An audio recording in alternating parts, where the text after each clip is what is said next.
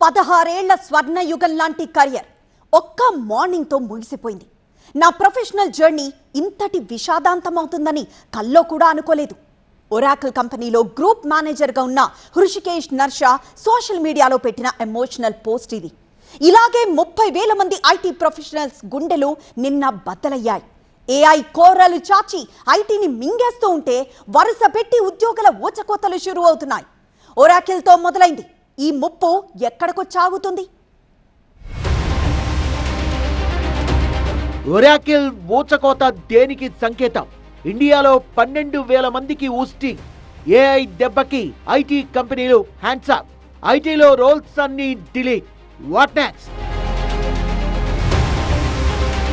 ఒక్క వేటుతో 30,000 మంది ఉద్యోగుల్ని ఊడ్చి పారేసింది అమెరికా టెక్ దిగ్గజం ఒరాకిల్. ఇందులో 12,000 మంది ఇండియన్లే. తమ వర్క్ ఫోర్స్ 1.62 లక్షలైతే అందులో 18% మందిని తీసేస్తున్నట్లు ప్రకటించింది. ఒరాకిల్ చరిత్రలోనే ఇదే అతిపెద్ద ఊచకోత. మార్చి 31 మీ ఆఖరి వర్కింగ్ డే అంటూ ఈమెయిల్స్ టైప్ అయి తెల్లారగానే ఇన్బాక్స్ లో పడగానే టెక్కీల గుండెలు గుబేల్మన్నాయి. ల్యాప్టాప్ లో యాక్సెస్ కూడా ఆగిపోవడంతో వాట్ నెక్స్ట్ అనే ఫికర్ మొదలైంది. మరో విడత కోతలుంటాయనే వార్తలతో గడగడలాడిపోతున్నాడు సగటు ఐటీఆర్. ఒక ఒరాకిల్ కే పరిమితం కాదు, మిగతా ఐటీ కంపెనీలన్నీ కూడా దాదాపుగా ఇదే మైండ్ సెట్ తో ఉన్నాయి. ఏడాది ఫస్ట్ క్వార్టర్ లో మెటా, అమెజాన్, ఒరాకిల్ ఊచకోతకు తెగించాయి.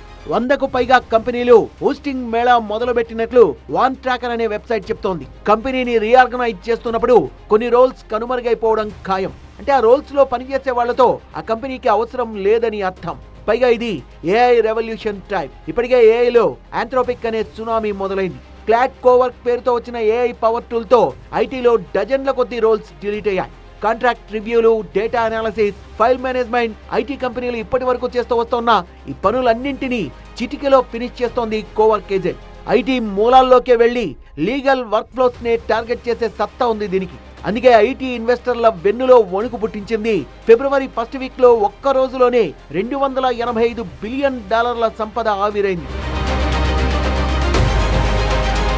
ఇటీవలే ఏఐ డేటా సెంటర్ ఫీల్డ్ లోకి ఎంట్రీ ఇచ్చి $156 బిలియన్ డేటా సెంటర్ ప్రాజెక్టును ప్లాన్ చేసింది. ఇందుకోసం $50 బిలియన్ అప్పు కూడా తెచ్చుకుంది.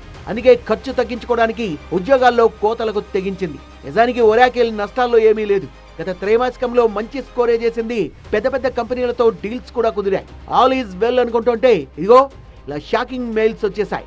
తీసేసిన ఉద్యోగులకు 4 నెలల జీతం పరిహారంగా వస్తుంది. గ్రాట్యుటీ, లీవ్ ఎన్కాష్మెంట్ డబ్బులు కూడా అకౌంట్లో పడతాయి. కానీ మళ్లీ కొలువు దొరికే మార్గం ఎక్కడ? ఇండియాలోని 60 లక్షల మంది సాఫ్ట్వేర్ ప్రొఫెషనల్స్ భవిష్యత్తులపై క్వశ్చన్ మార్కులు పడ్డట్టేనా?